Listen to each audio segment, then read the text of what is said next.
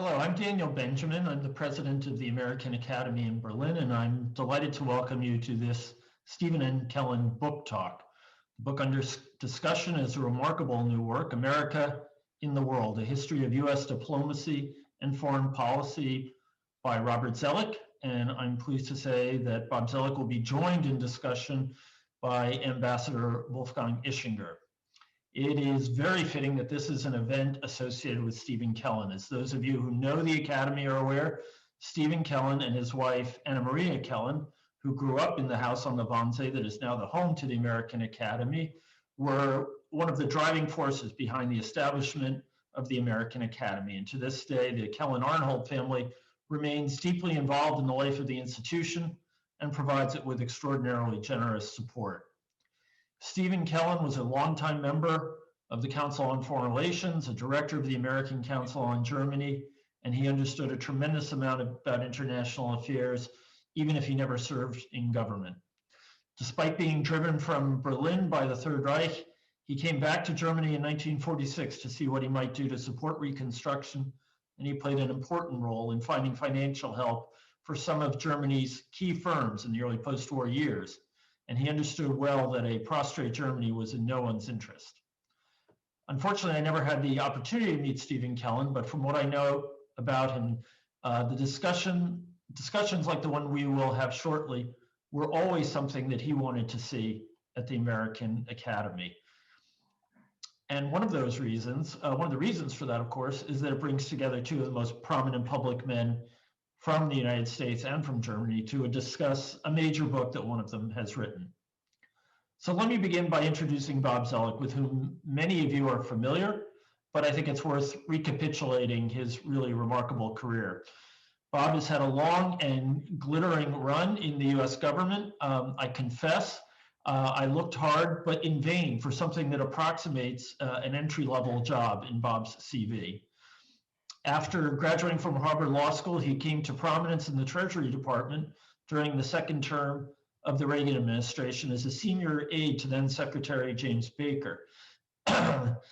He served briefly as White House Deputy Chief of Staff. He then moved with Baker to the State Department after the election of George H.W. Bush, where he served as counselor and as Undersecretary for Economic Affairs. According to the recent blockbuster book on James Baker by Susan Glasser and Peter Baker, Bob Zelick was arguably Baker's most important advisor at the State Department and an architect of his signature diplomatic ventures. A Harvard-educated lawyer, he was a fastidious, quote, minister without portfolio, who worked so hard that he carried his own cheese and crackers and raisins on the road because there was never enough time for room service. Bob, we very much want you to come to the American Academy, and I promise you we will have a good meal for you.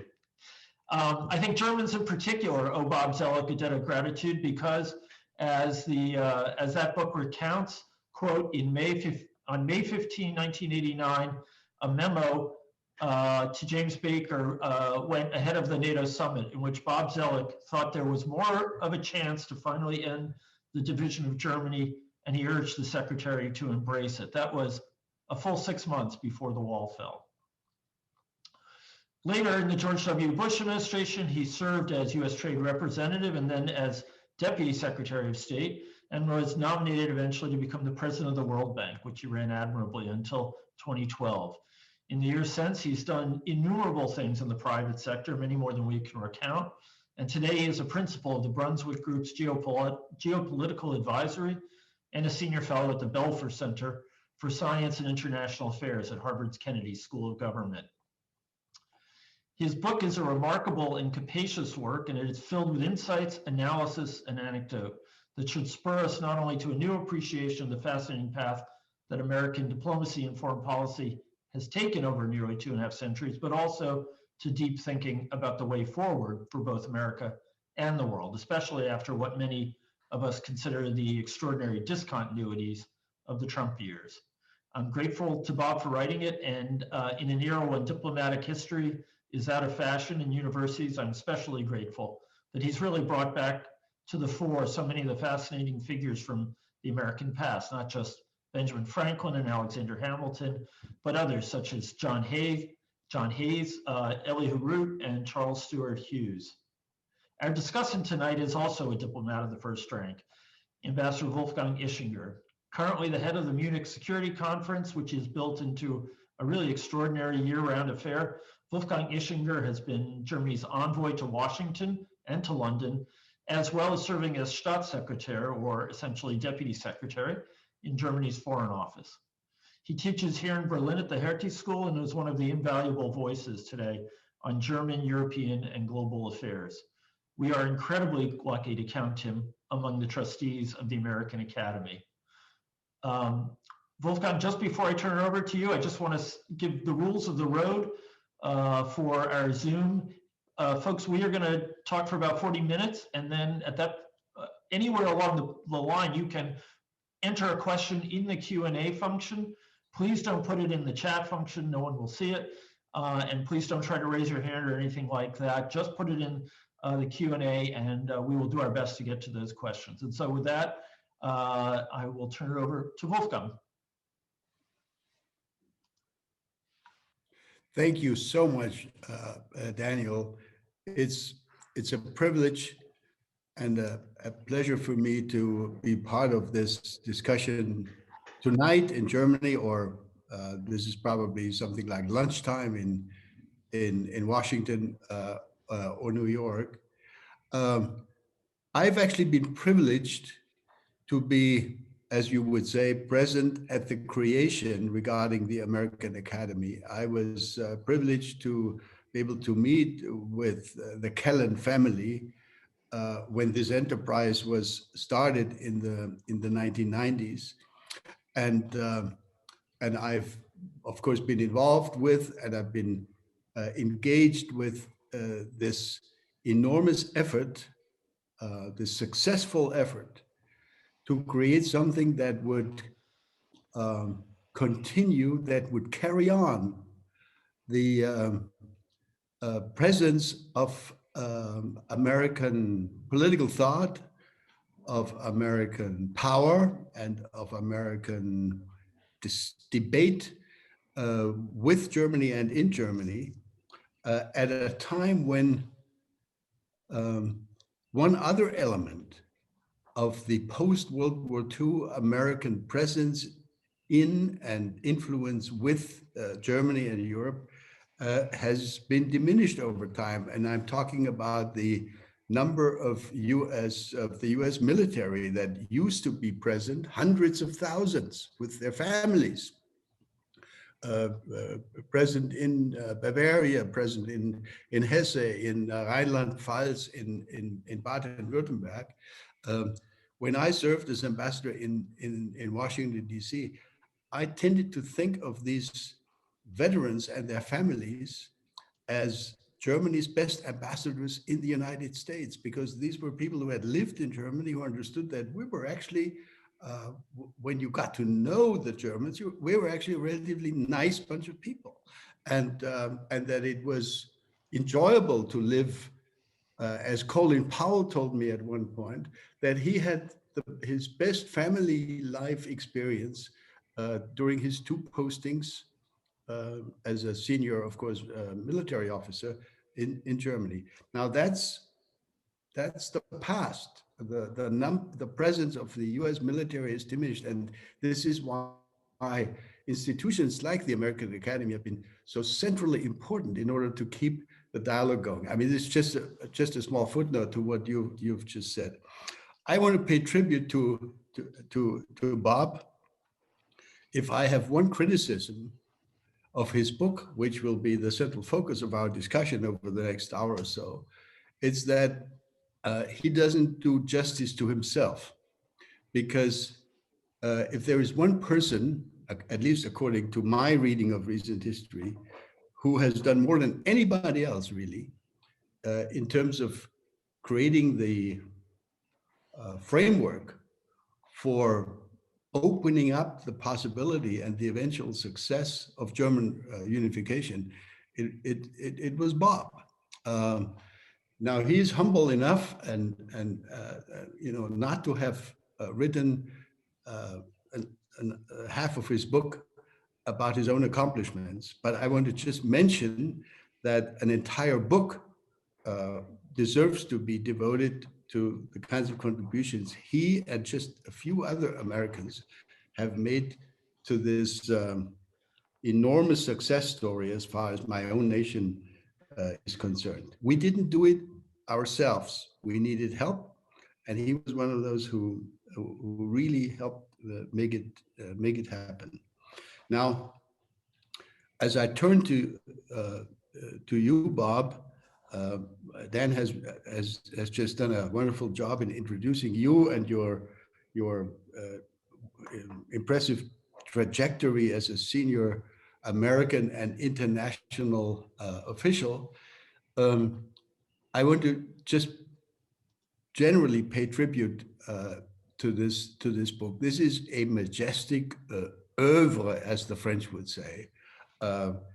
It covers the entire history of the United States from its humble beginnings in the 18th century to the present in great detail. It's not a book that you're going to be reading on a leisurely Saturday night and finish by midnight. This takes a little more time. It's hundreds of pages filled with detailed discussions and insights, which are absolutely riveting. There are some episodes about Kaiser Wilhelm II, you know, before World War I, dealing with Morocco, dealing with China, his dealings with Theodore Roosevelt, etc., which I have actually, of course, I'm not a professional historian, which I confess I've never read anywhere else before reading this book. So this is a must read. And just before we started this discussion here, I said to Bob, his book is going to be on my required reading list when I do my next installment of my annual graduate seminar for graduate students at the Hertie School about international crisis diplomacy. There is this one of the best sources I can think of. So with these just very brief comments, let me start our discussion, because we want, of course, we want Bob to be the principal speaker this evening. So my first question, if I may launch it that way, Bob, is now, of course, you have not been the chair of the history department of,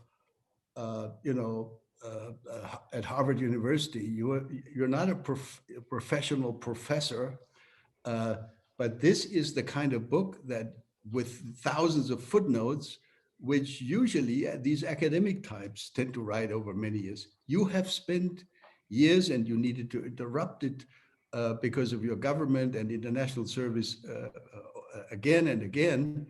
So tell us a little bit, if we could start our discussion this way, what made you decide to write this enormous book, and what motivated you, and what's the objective? What's the idea behind the book?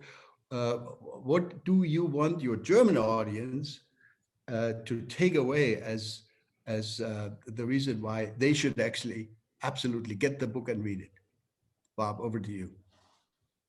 So first, let me thank Daniel and Wolfgang for their extremely generous introductions. I don't know if you do memorial events. I don't have a date yet, but if we could book it. But like Wolfgang, I also want to thank everybody associated with the American Academy. My primary contract has been with Gail Hodges-Burt, who's done so much for the American Academy from the start. But as I also think about Dick Holbrook, who I think has in many cases had a visionary idea and pushed and pushed and pushed. So he's a real loss to all of us. But for all of you that keep it active and make it part of the German and European relationship with the U.S., I thank you for that. So why did I write the book? When I was in government, it was quite natural for me to draw on history as I thought through problems. And the real reason I focused on this book was to encourage others to think about doing the same, particularly the next generation. In the United States and perhaps in Europe as well, many foreign policy courses these days rely heavily on international relations theories. And I have no objection to those theories. They're interesting to learn and to debate. But I found when I was in government that they were limited use as I faced, for example, the situation in early 1989 with the possible end of Cold War, German unification, or trade strategy, or China policy, or genocide in Darfur, World Bank and development. And so I don't want to scare off people from the book too much, Wolfgang. It's a problem-solving book. So each chapter kind of stands on its own. So while it covers some 240 years, I don't cover all the aspects of history. My approach is to try to use people and stories to make it interesting. Now, many people in this audience will recall that Henry Kissinger wrote a book titled Diplomacy in the 90s. And it's a wonderful example of using history to talk about foreign policy. But given Henry Kissinger's perspective, it tends to reflect a European realpolitik view. And so part of my idea in this book was to talk about the American experience and ideas and the multiplicity of it, the pluralism of it. And I suppose one other aspect was in those various government jobs that Daniel cited, I often had younger colleagues and I used to ask them questions about history. I suppose I tortured them in a way. I didn't mean to. I was just trying to know how much they really learned. And not surprisingly, I discovered that insofar as they studied history, it tended to be post-World War II on. And it's interesting, you mentioned Wolfgang with German unification. Before COVID, I was at Heidelberg University and I had a seminar there with students. And again, these events of 1989-90, which were part of our personal experience, are already distant to that generation. And so partly of it, I wanted to recall some of the figures from the first 150 years of American history who are quite fascinating, have interesting insights to tell. And then I suppose there's one other aspect, which is that, at least in the United States, a lot of history and social sciences are taught with kind of a critical studies view that leaves students sometimes, I think, being a little depressed about the field of policy and governance. And I've been encouraged with some of the universities I've talked to that I didn't necessarily intend this, but they found a certain optimism because I'm suggesting that history offers insights on how to do better, not a sense of timeless obstacles. And in a far from perfect world, imperfect solutions that move the agenda ahead can still be satisfactory. There's always a next challenge. So I hope people one other thing for history is that I can never understand why people didn't like history, because good history is storytelling. And so what I try to do in this book is use the figures and the color to take the story along. Well, thank you very much, Bob. When I read the book, or most parts of the book, I was struck by the fact, or by the impression, that whether you talk about the early decades of the United States in the late 18th century, or the first decades, or whether you talk about Abraham Lincoln and his contemporaries, or whether you go into the 20th century with the Roosevelts and the post-World War II U.S. foreign policy, it seems to me that America was never dominated by the idea that the way things are is fine, and that's actually good. So let's simply administer the status quo. Now, my question to you is this: in my own country, and of course we're speaking here in the context of the American Academy in Berlin. My own country was, before the American Academy was created in the 90s, was an anti-status quo country also, because our Grundgesetz had the idea that we wanted reunification. So we fought against the post-war status quo, and wonderfully, our objective was finally accomplished without a single shot fired, as they say, which is, of course, a wonderful thing. But it seems to me that ever since, a large majority of Germans has started to fall in love with the status quo, believing that we're now only surrounded by friends, and now that we've given up the mark and embraced the euro, that's enough change. Let's just be happy with what is. And I'd be interested in your take as you look at the American experience and as you look at the current state of play in Europe and in Germany. What's your take, and what would be your advice to German policymakers today, and drawing on the history of these last 200 years and the many episodes that you describe of interaction between the Prussians, the Kaiser and his government before World War I, post World War I, and of course the post World War II period. So share a few thoughts, if you could, about status quo and anti-status quo. So first, to take the U.S. Tradition, while the book focuses on stories and pragmatic problem solving, I do identify 5 traditions over the centuries that I think are important. And one of them is the one that you alluded to, which is America's purpose in the world. And the anecdote that I use to stress this is, for those of you that still carry money, and including US dollars, at some time, take out a dollar bill and look at the back. And you've probably never given much thought to this, but you see the Great Seal of the United States. And on the reverse of the Great Seal, you have this unfinished pyramid. Notice it's unfinished. And there's an eye of providence above it. And below it is the phrase, Novus Ordo Seclorum, New Order of the Ages. And I talk a little bit about how that seal came to pass. And in essence, what it suggests is, from the very founding of the United States, these people were thinking in bigger terms about what they were trying to create, both at home and internationally. Now, it's my thesis that this purpose evolves. So I don't use the word exceptionalism because many countries feel they're exceptional. But I think the purpose tends to include 3 factors. One, what's the international context? So if you think about it, in the early 19th century, it was simply to survive as a republic in a world of empires. And then we have our Civil War, and it's the Union. Can the Union survive? The last best hope of mankind, as Lincoln would say, is a Republican government. By the time of turn of the 20th century, it's balance of power politics that Teddy Roosevelt's trying to pursue in both Asia and in Europe.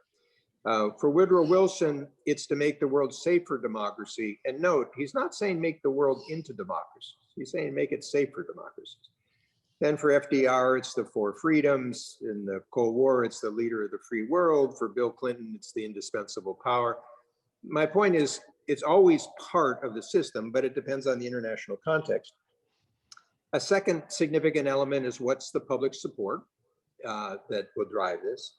And the third, there's some notion of aspiration for freedoms or expanding republics, or creating some sense of liberty at home and abroad. But that ebbs back and forth depending on the time period.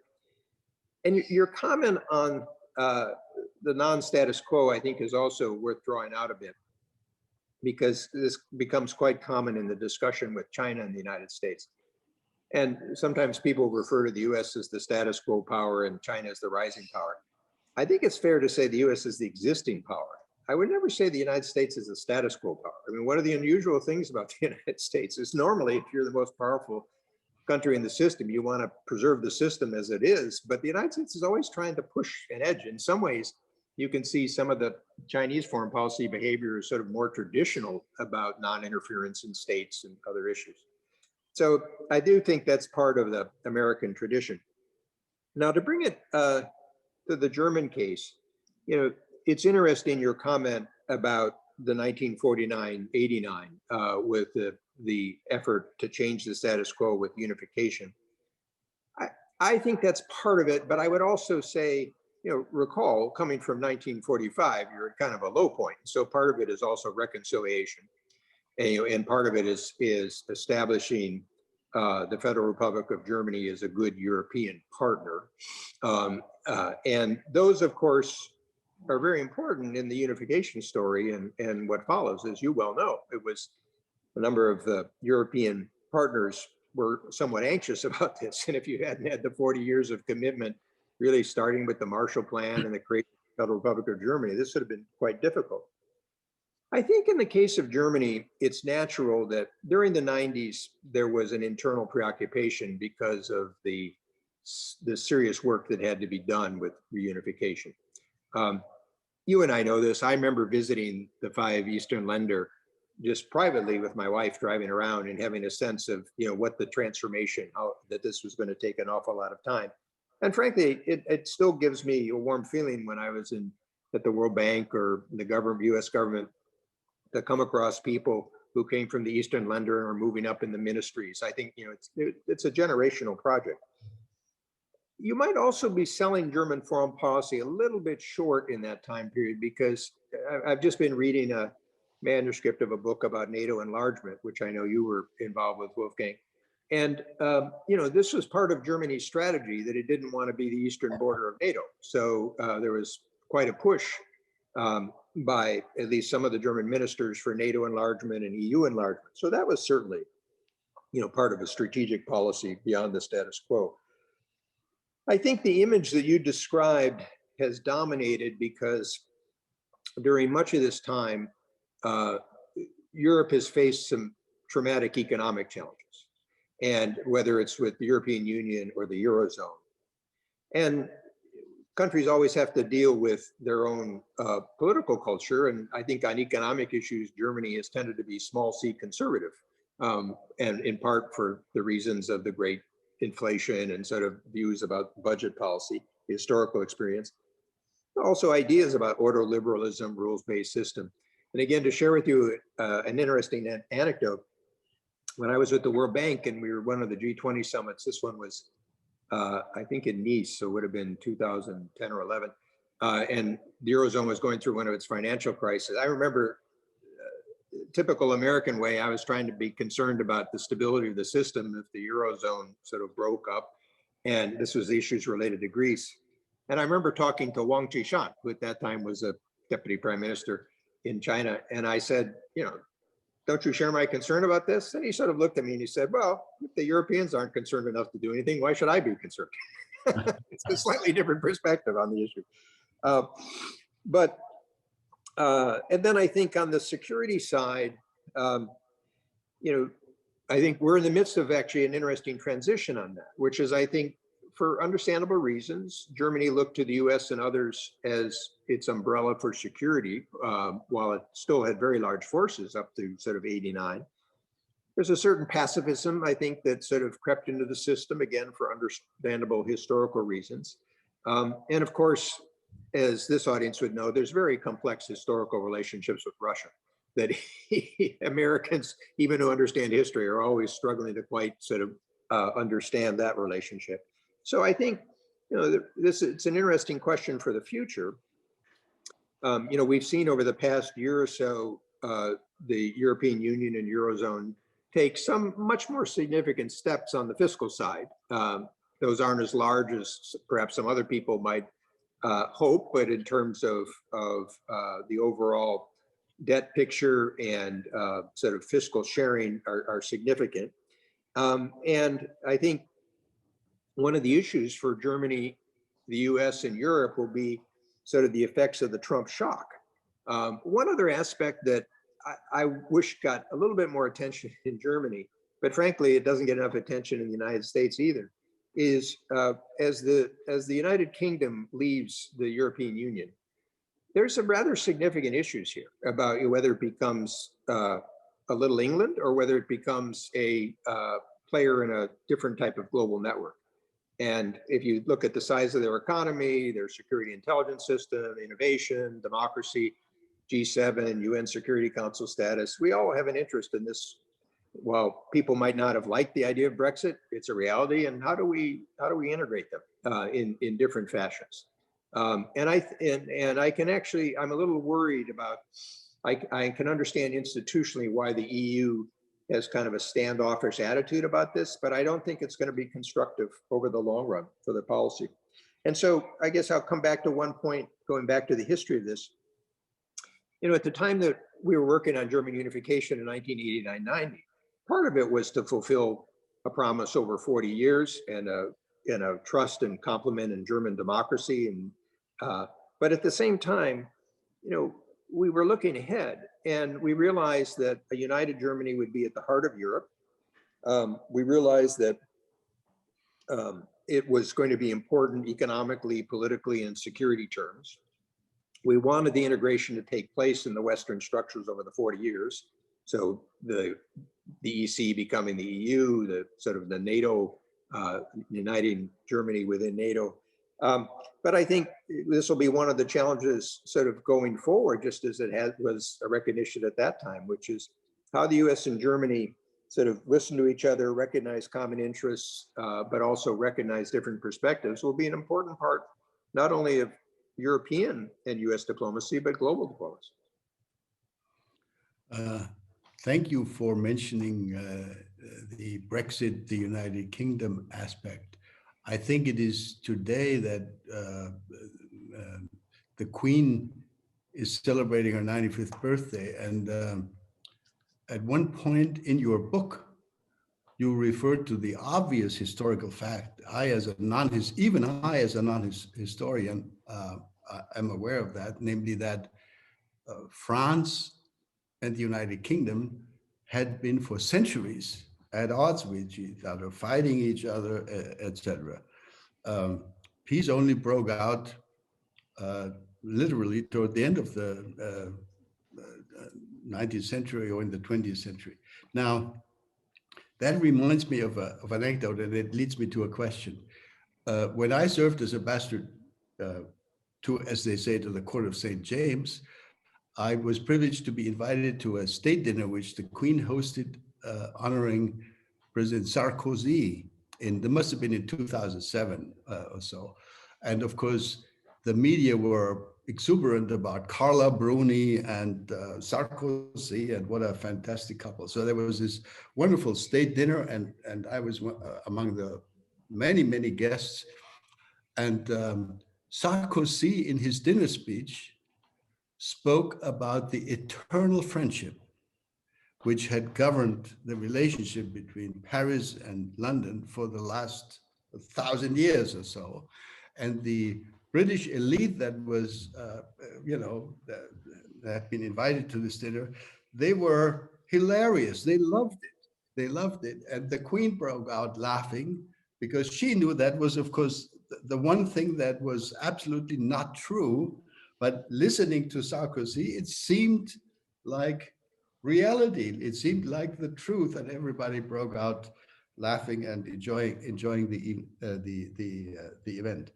Now, to my real question, the one role that the United States has played beginning in the first decades of the 20th century was to propose international institutions. Remember Woodrow Wilson, you write about this in your book at large, at length. And so the United States created the League of Nations, which ended up not being a successful venture. Then the United States invented and sponsored and funded the UN after World War II. We're currently examining the question, what future should we prescribe for NATO in order to make NATO an interesting, not brain dead institution for the next decade or so. So my impression is that international institutions, let me try this out on you. I think international institutions are of huge importance to small countries, which is why Luxembourg and Estonia love to have the same role as Germany when they meet in Brussels for the European Council meeting. They get the same amount of talking time as Angela Merkel or Emmanuel Macron. And that is, of course, a wonderfully democratic principle. So institutions matter hugely. Do they really matter for countries like the United States, for great powers? What about the role of institutions? When you look back at American history, certainly over the entire 20th century and beyond, can the US help reorganize the world so that international institutions matter more again? Because the UN Security Council seems to have become totally dysfunctional in recent years.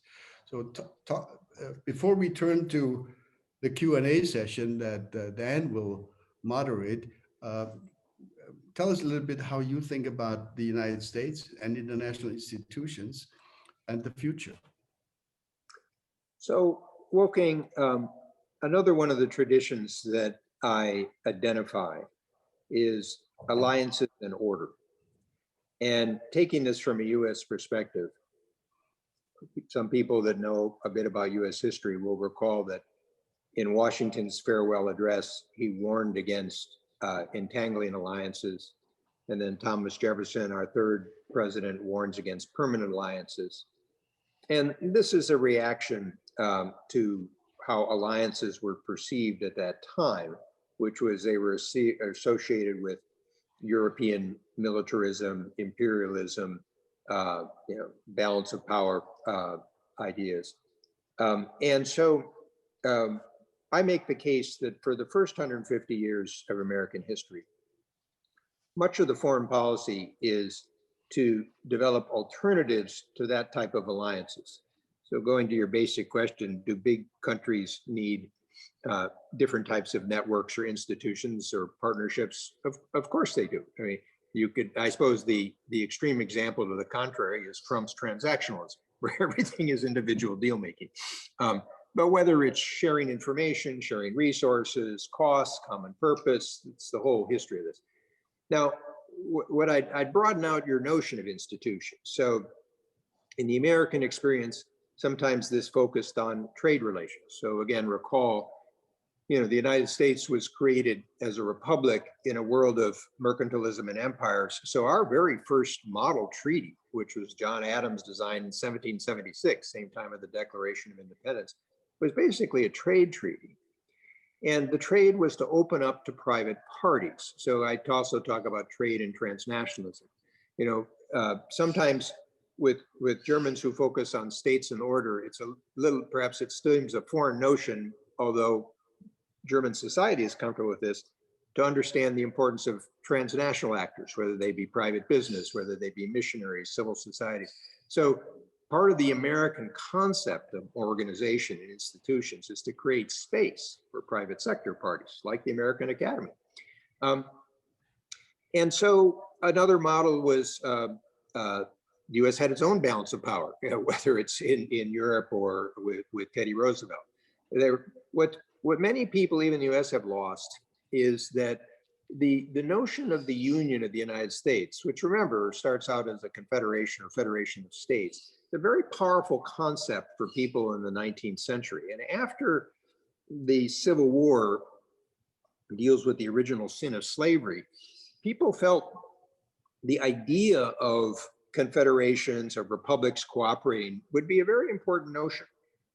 And you see this even with somebody like William Seward talking about sort of North American Union relations with Canada and Mexico, which were also republics created at this time, not based on conquest, but based on sort of commonality of purpose. And that notion continues in American foreign policy.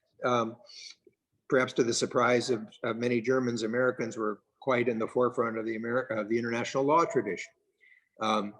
I have the chapter on Charles Evans Hughes where I talk about arms control in the 20s, but seeing it related to regional security issues, which, by the way, could have some relevance as you think about North Korea or Iran, that you can't just look at the arms control, but you have to put them in the regional security context.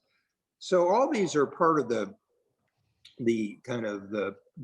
pluralism of ideas for international engagement. But then the 1947 to 49 period represents a sharp shift where the United States with Germany creates a totally new type of alliance system.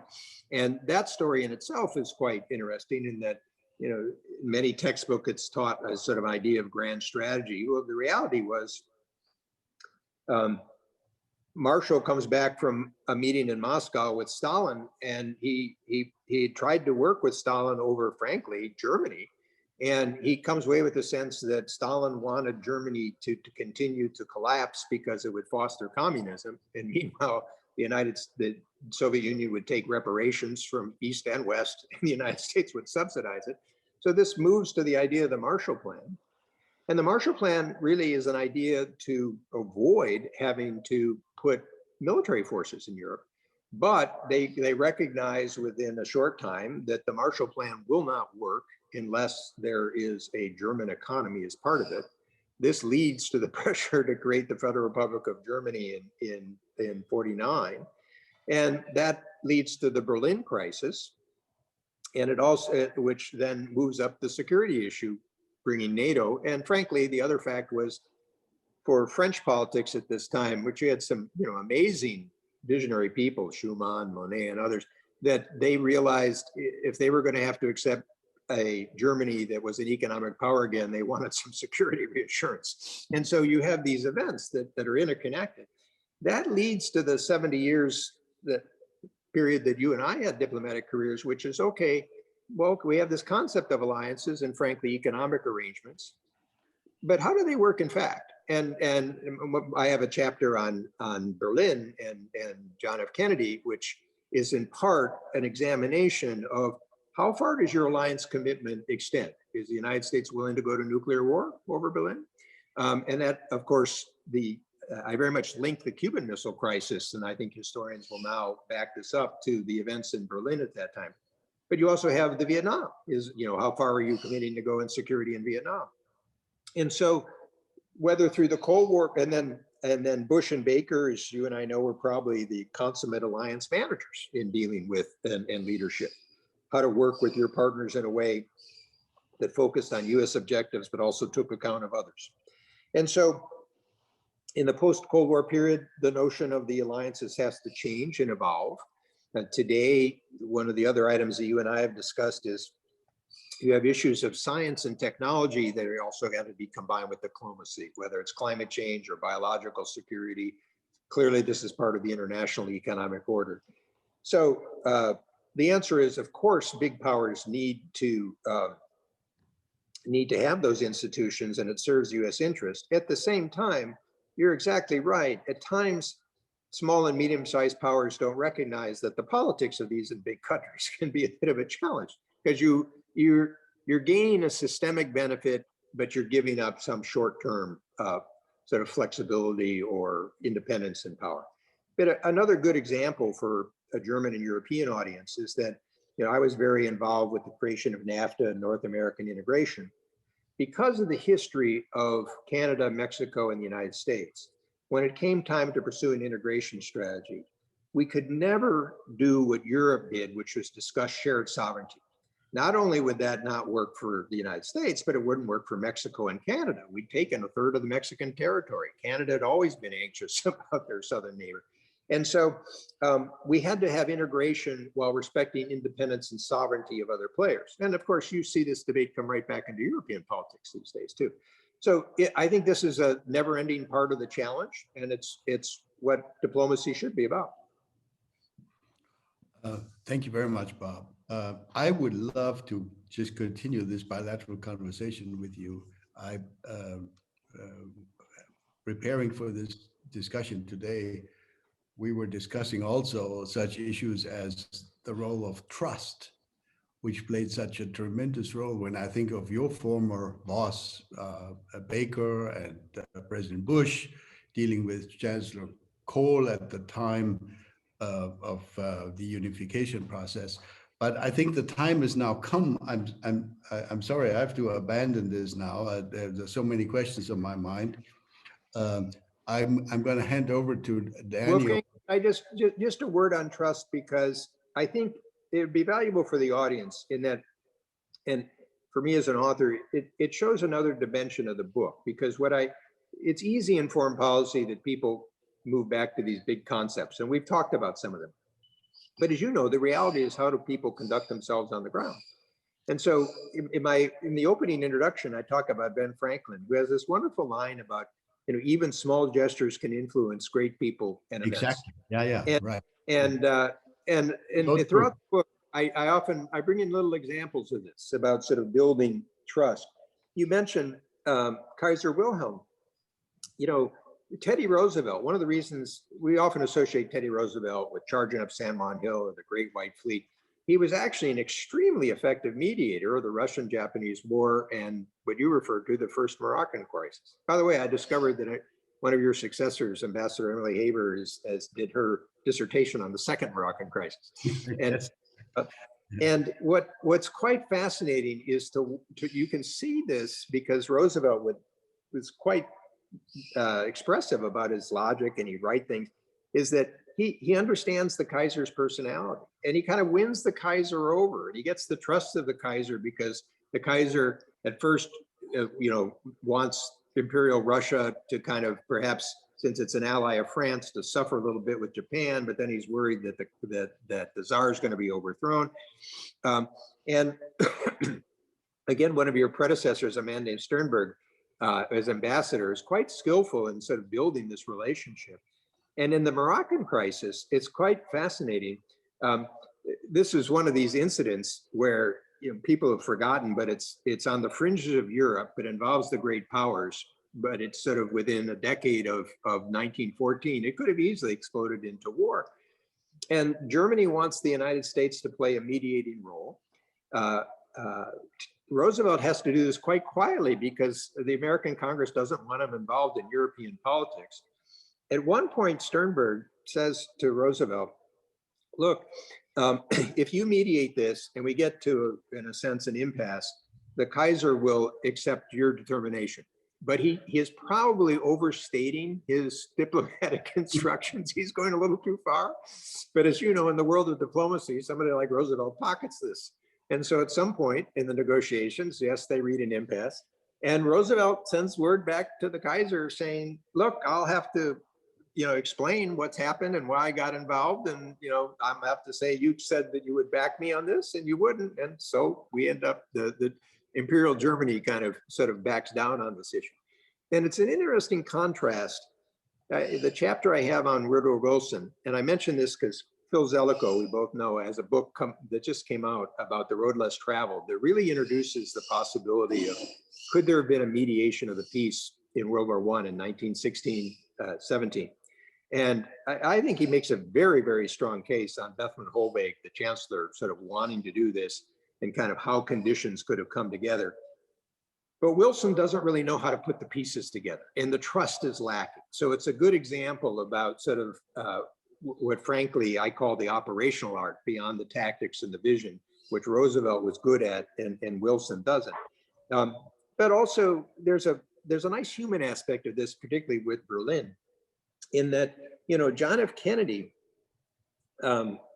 basically comes into office. He's quite a young man. He has these initial crises, since you're teaching crisis diplomacy, the one with the Bay of Pigs, which is pretty bad, and he gets a little bit beaten up by Khrushchev in Vienna. And so then we have the wall in 1961, and his sort of cold calculation is, well, a wall is better than a war. But what Lucius Clay recognizes is that there's an erosion of trust in the United States, in Berlin, and in Germany in general. And so part of what Clay does, and JFK, to his benefit, learns from this, is basically to demonstrate you have to restore trust in the role that the US will play. But this is a fascinating story because, from an American perspective, Berlin's the capital of the Third Reich in 1945. By 1948, it's Freedom City because of the Berlin airlift. By 1961, it's the outpost of freedom. And by 1989, it again is the key part of freedom. And it's a nice part to move beyond the role of diplomats to see how the public does play a critical role in this.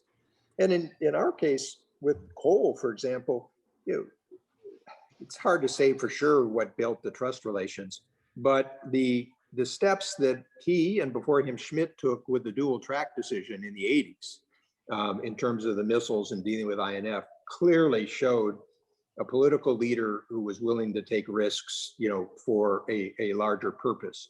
And so I think on this trust point, part of it, of course, is understanding if you're dealing with democratic partners, they all have limitations. They're all going to have constraints. You need to understand what those are. But the people who develop trust are kind of willing to perhaps stretch a bit and sort of support their colleagues. And not with all people, but with others, that develops a certain reciprocity over time. Thanks, Bob. I have to give up now because otherwise I'd be punished by Daniel and the many who want to ask questions and participate in this. So I want to thank you for this part of the discussion. Over to you, Dan, and to the Q&A period. Well, thank you very much, Wolfgang. I would never punish you, I promise. If I could, I still wouldn't. First of all, I want to urge our audience to make use of the Q&A function. But Bob, I wanted to start off by giving you an opportunity to talk a little more about some of the unsung characters in your book. Everyone who's, I think, written a book recently has had an editor tell them we need character, we need anecdote, and we need narrative. And I'm curious if you had to pick one or two from this enormous tapestry of American foreign policy you present, which are the ones you would invite an audience to pay particular attention to? Which do you find as sort of unsung heroes? Who moves you? Well, part of the fascinating part that I found on this was that, of course, over 240 years, the United States changes a lot in its position in the world. And one of the interesting little insights that I connected with when former Secretary of Defense Mattis at one point made a point about how he had to adjust to a world where the United States didn't have total domain dominance. And I was thinking, well, in much of American history, it didn't have total domain dominance. And part of the challenge is conducting diplomacy with a weak hand. So different figures. I include Alexander Hamilton from the start, even though he's a Secretary of Treasury, not as a Secretary of State, in part because I wanted to talk about the economic dimensions and the importance of that. Lincoln, it can never fail to amaze people. And again, probably many Germans, like many Americans, have never thought about this. There's lots of books about battles and generals and slavery and social effects and civil war. Very few people focus on the foreign policy. And actually, Prince Albert with Victoria plays a key role in terms of there's a crisis we have with Britain in 1861, also one with France. And if we'd had foreign intervention, history would have been very different. And we're very, very close to that. John Hay is a wonderful, the open door is a much debated topic, as you know, in American historiography. Is it just posturing? Hay recognizes he's got a weak hand, but he plays it quite well in terms of trying to preserve China's territorial integrity and open economics. But the two that I would also draw out the most is one in a more modern era. I include a chapter on a man named Vannevar Bush, and he wouldn't make the cut in most foreign policy books because he's really the godfather of American science policy, really in World War II, but also after World War II. And so he's well known in places like Stanford, but he's not as well known in the foreign policy community. But the reason I wanted to include that was because in addition to talking about geopolitics and economics, science and technology, I believe, was very important in the Cold War. It's going to be very important with China. And as we think about issues such as climate change or biological security, it's the challenge that I mentioned to Wolfgang of combining diplomacy with those topics. And he basically creates what's called the triple helix system, the role of government-funded basic research, universities, the private business sector. And I take that through a few different sort of dimensions. Then the other person who is quite fascinating, probably most people in Germany had never heard of, is Charles Evans Hughes. He's later a Chief Justice of the Supreme Court, quite a powerful one. He almost becomes president in 1916. He only loses California by about 3,500 votes.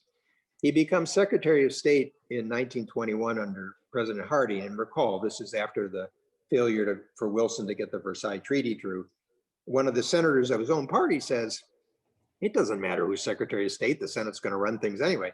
And so he quite shrewdly picks up on public momentum about naval arms control. He actually has to craft the peace treaty with Germany and how he does that since it's been rejected by the Senate.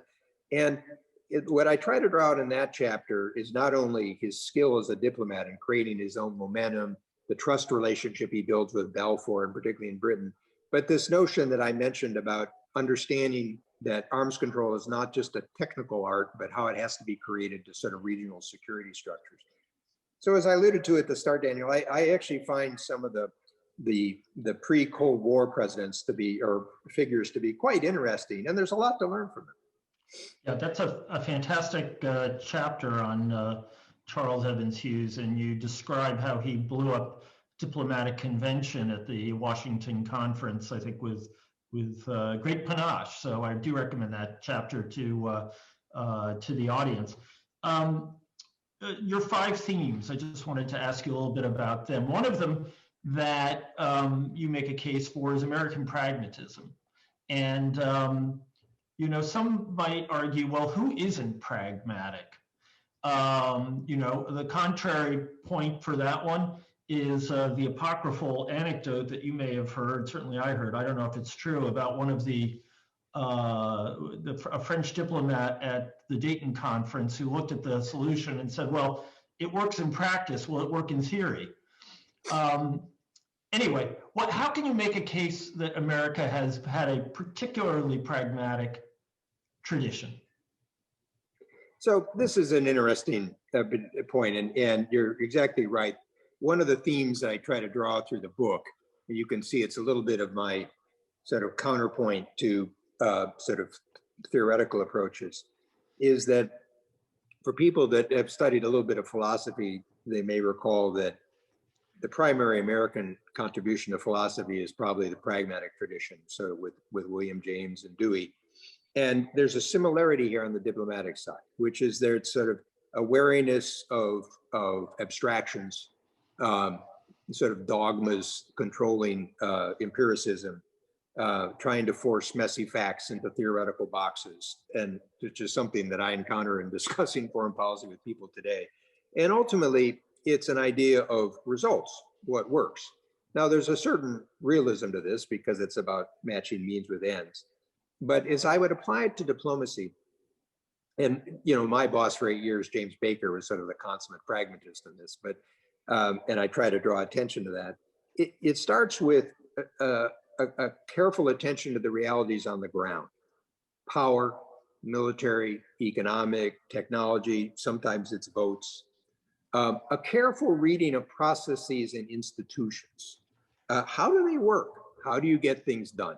I find this when I'm talking to people about foreign policy, or frankly businesses, that there's often a big gap. People discuss policy in theory, but they don't understand. I mean, students of the European Union would be very, very well informed about this. How do things work? You have to know the positions of others and what are their interests. An important sense of timing. And these are judgment calls. I mean, my chapter on JFK with Germany actually suggests you also need to know when not to act. I make the case that I think JFK was a little too pushing with the Soviet Union in 1962 with sort of German interests. Fortunately, he had Gromyko on the other side who couldn't say yes. And then it also makes this point about imperfect results in a far from perfect world. So I don't mean to suggest that all American officials were pragmatic. In a sense, I have a chapter on LBJ in Vietnam where it's basically the failure of political pragmatism. He doesn't understand kind of what the American public are willing to support, and kind of the critical decisions of 1964, early 65, where American ground forces take it over. Woodrow Wilson, good on vision, good on tactics, as I explained with Wolfgang, not so good on the pragmatic operational art, sort of in between. But to be honest, when when people, and I know the German intellectual tradition likes concepts. It likes, sort of theoretical orders. And if you ask yourself about most foreign policy problems that are being faced in Brussels or Berlin or the U.S. or Paris or other places around the world today, I think Wolfgang would probably endorse me. What most people are doing is trying to figure out, how do I get and address this problem? How do I solve this problem, or at least manage this problem? And so I'm partly trying to explain to people my view of how things worked in my experience and how my reading of history. Okay, so let me turn to some of the questions that have come in. Our data privacy laws prevent us from announcing the questioner, but this appears to be someone who knows you. Dear Bob, what do you see as the chances of creating a consistent approach that is along the lines of, we trade more freely with partners and that share and practice our values, human rights and democracy, less freely with those who don't? Case in point, maybe China, Russia, or others. My impression is it would create a very powerful soft pull towards these values if applied consistently by the US, EU, and others. Well, another one of the traditions that I focus on in the book, as I mentioned, is kind of trading and transnationalism and technology.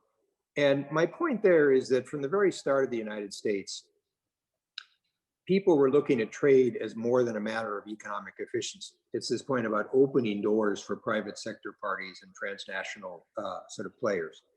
And whether it was in my work on the development side, or whether you think about the Marshall Plan or European integration, there's no doubt that one of the interests about economic exchange is trying to create rules-based order institutions. It's a derivative of Wolfgang's question. And this clearly was at the heart of the European sort of integration model based on this.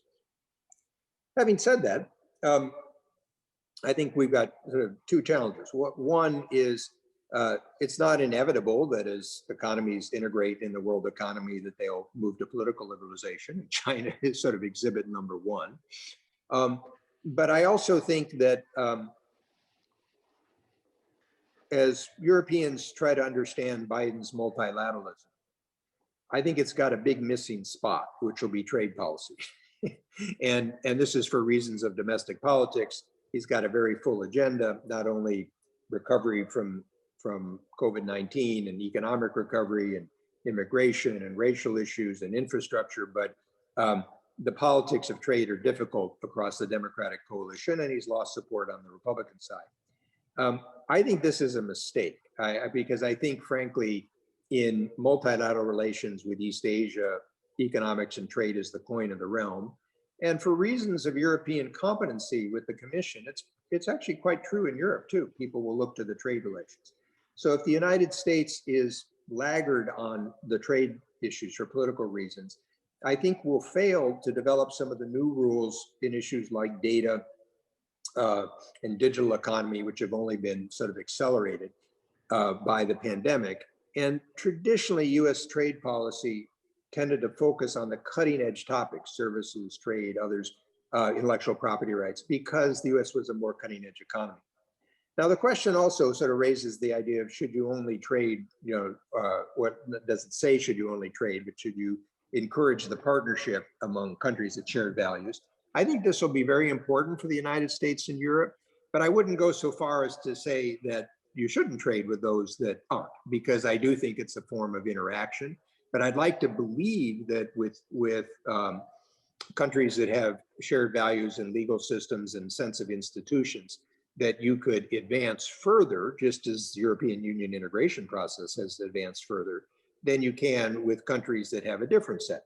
And I think one of the challenges now for Europe and the United States will be China. I do not believe you can decouple from China. There will be efforts to decouple from China in terms of some technology areas and security topics, but simply the size and scope of China rules out a decoupling. And I don't really think it's in anybody's interest. I think there can still be mutuality here with working with China. But you do need to be aware of some of the dangers, which is, I think, at the heart of the European and US debate about dealing with China right now. It's also true with Russia. And then this brings to a sensitive question in the German context, this kind of use or overuse of sanctions. So again, my book reminds people that Thomas Jefferson first started to use the embargo in 1807 as a way of doing foreign policy. I think sometimes people slip into these as kind of a alternative because they're not sure what to do. On the other hand, there are areas in which, if it's fundamental to your security and technology, you have to protect it. Well, you touched on so many important issues, and I'm kind of curious because this is a fascinating vein that you're mining. You were deeply involved in the accession of China in the WTO. There's been a lot of, I think, understandable second guessing about what we were thinking at the time. We thought that China would become a more responsible stakeholder and that trading with China would make them a little more like us. That, of course, hasn't quite turned out. But I'm curious what you think about the broad theory that if we trade with others, we will ultimately have some positive influence on them, and should this be, you know, a central tenet of our policy going forward? So big topic. So let me just flag a couple points. There's a piece that came out in not the very most recent, but the Foreign Affairs before this, by a young woman professor at the University of Oregon named Yilan Tang about the Chinese accession to the WTO. And frankly, my friend Pascal Lee, I think, agrees with this. It's probably the best piece that we've seen putting the China accession into the larger context. And what she does, which is very helpful, is point out how the accession process was related to the Chinese reform process and opening up, how it fit in the internal process. So that's one reference point. Second, and this is, but it's important for this audience to realize that what I'm going to say is a minority view in the United States, but there's an unfortunate dimension that's crept in over the past few years, which is that cooperation with China failed, and therefore we need, quote, something else. That's just flat wrong historically, whether you look at proliferation policy, whether you look at cooperation in the global financial crisis, like environmental issues, I can talk about Iran, North Korea. Frankly, I worked with the Chinese on genocide in Darfur. And I actually put a long list of these in an article I wrote in the National Interest early in 2020. But I'm not saying everything was fine or well, but if you work from the principle that cooperation failed, you're going to mislead yourself. You're going to miss opportunities. And so let's take that a little further. I mean, so how are you ever going to deal with climate change or biological security if you don't figure out a way to deal with China? But even in the economic area, if you look at, say, intellectual property rights, China's created intellectual property rights courts in a number of the cities. They're finding for foreigners about 85 to 90% of the time, but the penalties aren't high enough. So frankly, I'd be negotiating higher penalties as opposed to the type of deal, the basic managed trade deal that Trump negotiated, which is only about 50% enforced anyway, on something like forced technology transfer, which is prohibited by their WTO accession. The problem was the United States or Europe could never get companies to give us the evidence to bring the cases because they were afraid of retaliation. So probably the wisest course would be to push China to remove a lot of the joint venture requirements, because that's sort of the temptation for that. So my point being, and this is one that probably there's some greater sympathy in Germany on this point of view, is that I'm not fooled by the nature of the Chinese Communist Party system, and I'm not fooled by Xi Jinping, has kind of moved much more in this direction. But if we assume that cooperation with China, that there's no possibility of sort of mutuality here, we're off in a very, very dangerous place. But a point, it is at the same time important to keep in mind the nature of Xi Jinping. And I'll use another anecdote for this audience that sort of may be amusing. When he took power in 2012, he created a documentary film about the end of the Soviet Union. Now, if that film were made in Germany, it would show Gorbachev as the hero that helped end the Cold War. Well, the Xi Jinping version is a little different. It's basically how Gorbachev was the fool that abandoned the Communist Party, broke up his country, and led to ruin. And the not so subtle message is, it's not going to happen here. So we do need to understand the nature of that Communist Party system. I think he's led to greater state control. I think he's suppressed a lot of the discussion. But when you get back to the basic issue about trade policy and economic integration, there still can be mutuality of interest. And I'll go so far as to say, the battle for people's ideas in China isn't over yet either, by the way. I think we undermine ourselves when we, in the United States, we have fewer Chinese students coming, we cut off the sort of cultural ties. I understand the dangers of espionage and other aspects, but we will never compete with China by being as authoritarian as they are. We should emphasize the openness of our society.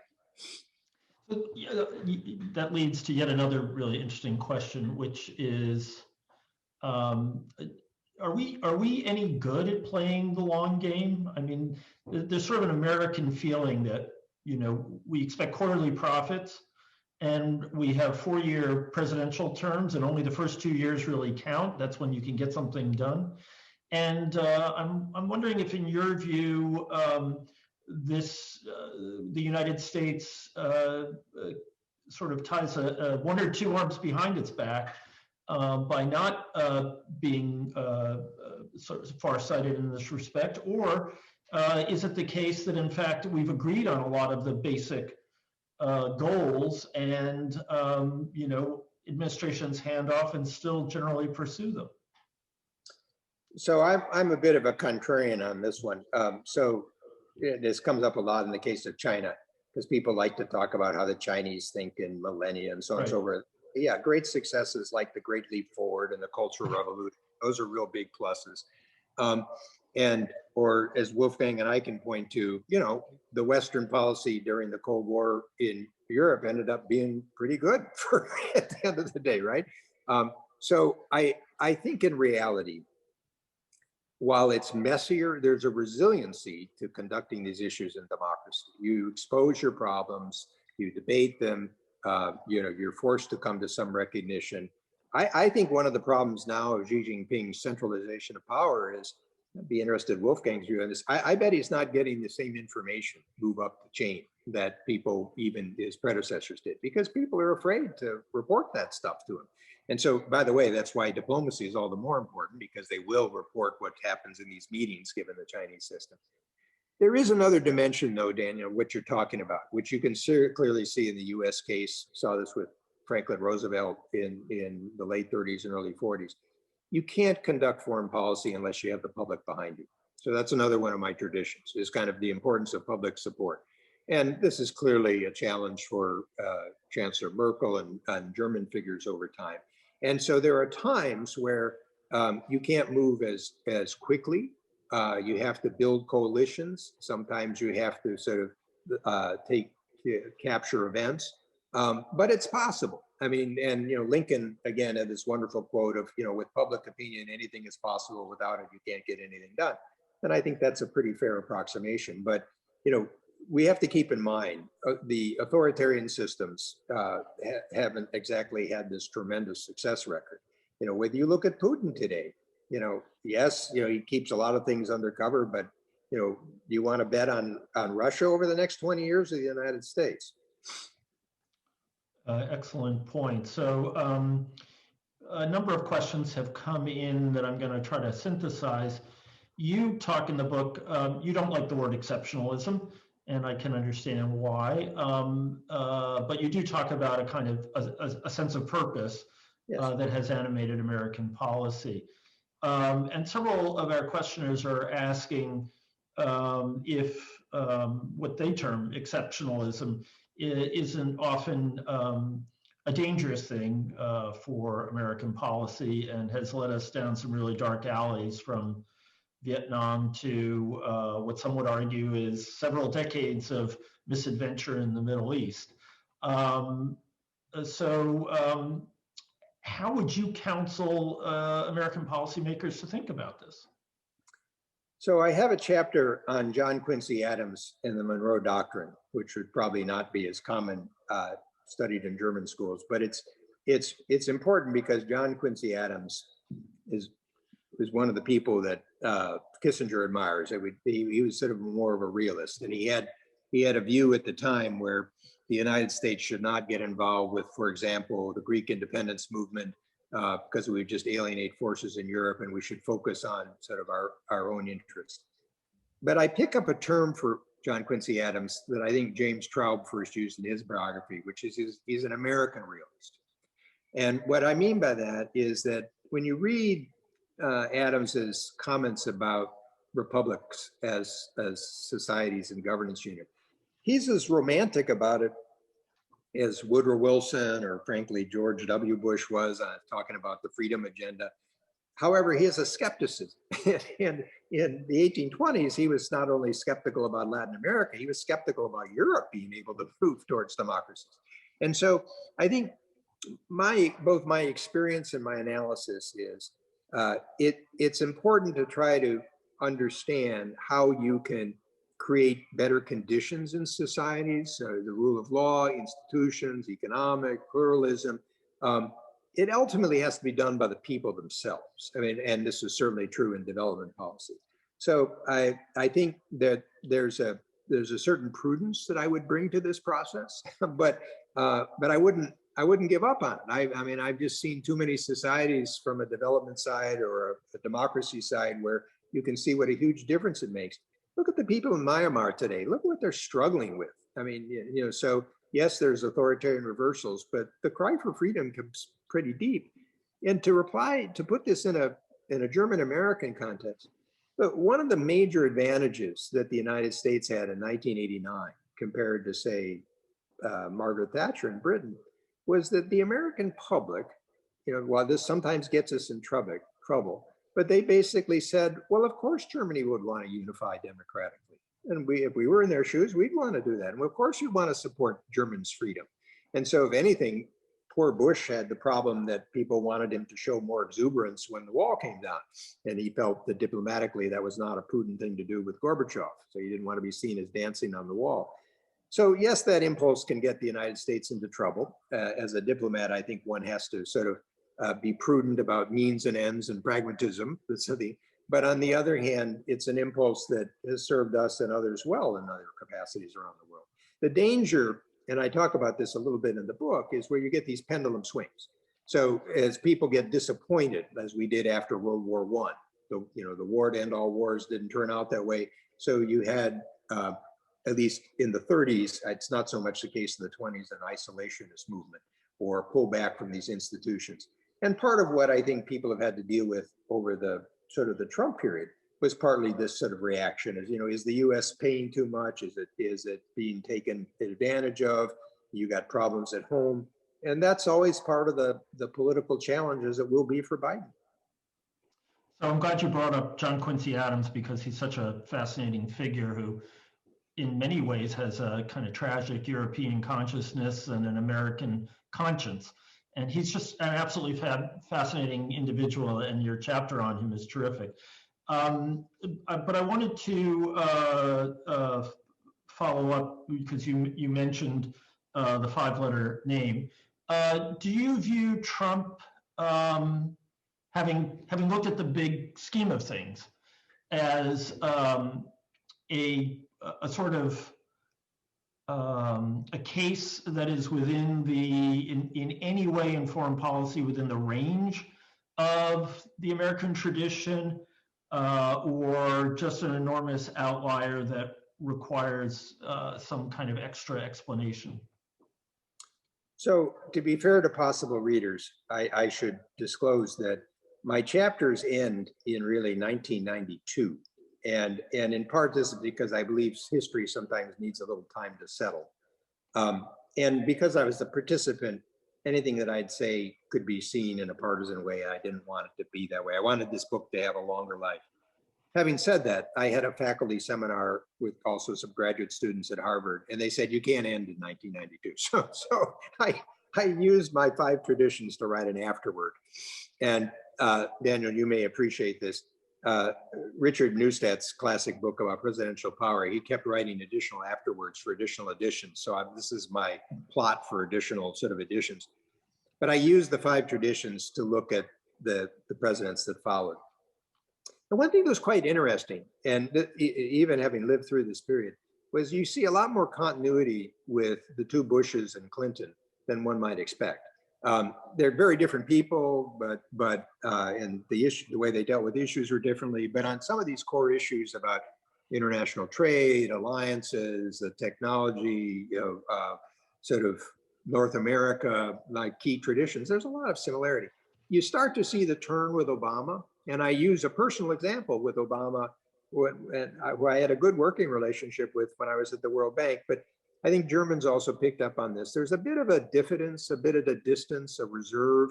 And of course, he's coming in the midst of a financial crisis. He was a part of a different generational view. And then Trump is the sharp sort of shift.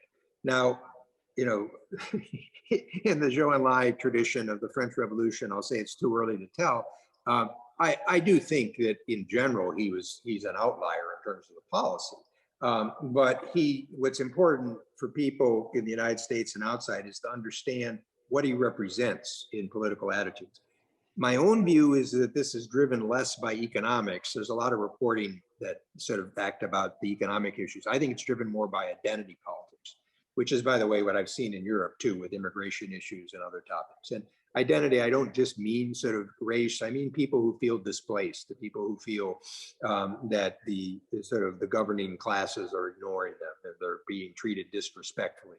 And in some ways, that's a more challenging political issue than simply economic issues are. But so I'd like to believe that he'll be an outlier in the system. And you saw within, this goes back to Wolfgang's point about institutions.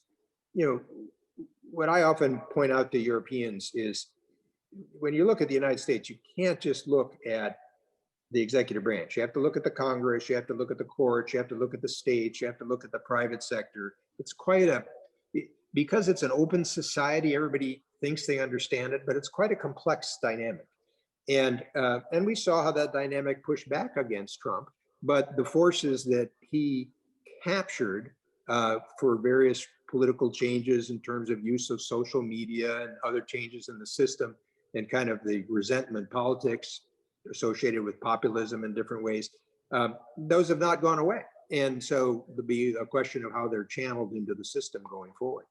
From a European perspective, something Wolfgang and I have talked about is that, what will the shock do to Europe? And is there a sense the US is unreliable?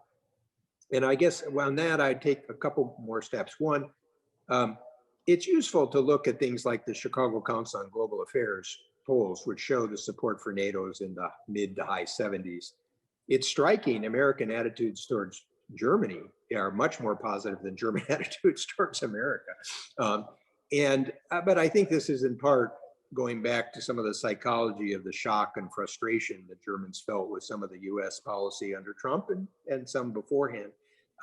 But on the other hand, maybe there is an important part of this, which is you can't take ties for granted. It goes back to Wolfgang's point about sort of the tendencies of any country working with institutions, or their own interests. And so I think this will be a challenge for Germany and the EU going forward. I would like to think that based on commonality of values as well as interests for democratic societies, that the United States and Europe would have close bonds and cooperation. But on the other hand, and the institutional ties do create sort of a glue. But the bottom line is it takes work, and you just can't take these things for granted. Well, I was going to ask you about the optimistic note in your afterword, but I think you've pretty much answered why you are relatively optimistic about America's capacity to shape world events. And so I will put to you. But I'd have to say, Daniel, my point on that is the capacity is there, and I think the resilience is there, and people shouldn't underestimate that. The question is, will it be led properly, and will it be organized? And that's why every generation faces its own political challenges. Well, which leads naturally to my final question, which is from another person who seems to know you well, who asks if you have a particular message for younger people, perhaps young and future diplomats, what counts in order to make sure that we will have an open world with continued strong relationships? So the starting point, and I'm glad for the premise of the question, is now and then I meet younger people that sort of seem to wallow in despair.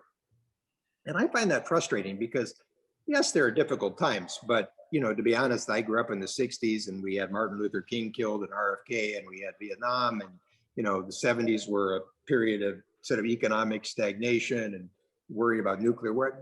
Frankly, there's a little bit of a myopia here for each generation. There's always challenges in the system. And when I think about the opportunities, and in part, I do some work on the technology side. It's fantastic, amazing opportunities. So I urge people to sort of look in a pragmatic way about sort of how one can make a difference. And the needs are there from the development side, huge needs. I would say from a career perspective point of view, I have an unusual piece of advice, which is pick your boss. And most people think that their boss picks them, which is partly true. But what I mean by this is that you don't have to admire everything about the person, but try to pick people you can learn from, or where there'll be opportunities to kind of grow professionally and personally. And again, this is somewhat fortuitously, but try to put yourself in your boss's shoes and think what he or she would need as opposed to what you think they need. And I found that interesting. It just sort of happened serendipitously for me, because pretty soon you're starting to think like the decision maker, and you're more likely to become the decision maker if you think in those terms. So, and then of course, the last piece of advice is inherent in this whole discussion, which is study history. History is a wonderful multidisciplinary field that draws all these together and gives you a sense of things you have to watch out for, but the practical lessons you can draw from it too. Okay, well, this has been a fantastic session, and I'm delighted that we have had both of you. Wolfgang, did you have anything you wanted to say in closing? Well, I just want to say, of course, not only you and I'm sure many of those who've been listening, participating in this, would love for this to go on for another hour or so, endless questions. I cannot thank Bob enough. We need you, Bob, you and those on the American side who are capable of sharing with us these types of views about the American past, present, and future, because as you well know, this is urgently required after the last 4 years. Anti-Americanism in Europe, in this country especially, has been quite rampant again, and we need to confront that and deal with it in a rational manner. And you've offered a huge contribution to this tonight. So thanks again, Bob, and let's try to do this more often. Thank you, Daniel. Well, thank you, Wolfgang. I'm so glad you could participate in this. Thank you, Bob, for making the time. Thank you even more for the book, which I recommend highly. And I would hold up a copy and say everyone has to go out and buy it, except I did read it on Kindle, and which is, what people who have to get really heavy books in the mail from the U.S. have to do. But it's a terrific book. I learned a tremendous amount, and I have a feeling it will have a very long and happy life, because it's filled with all kinds of wise observations and judgments. So I want to thank everyone for joining us. I just want to say in closing that our next event will be, I believe, next week on April 26th, 7 o'clock Central European Time, 1 p.m. Eastern Time. The artist Sean Scully will give a talk entitled By Hand in his role as this year's Max Beckmann Distinguished Visitor.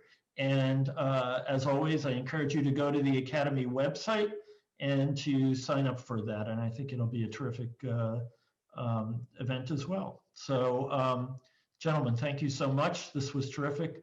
And Bob, we do expect to see you here in Berlin in the not too distant future. We look forward to the end of the pandemic and to welcoming you in person.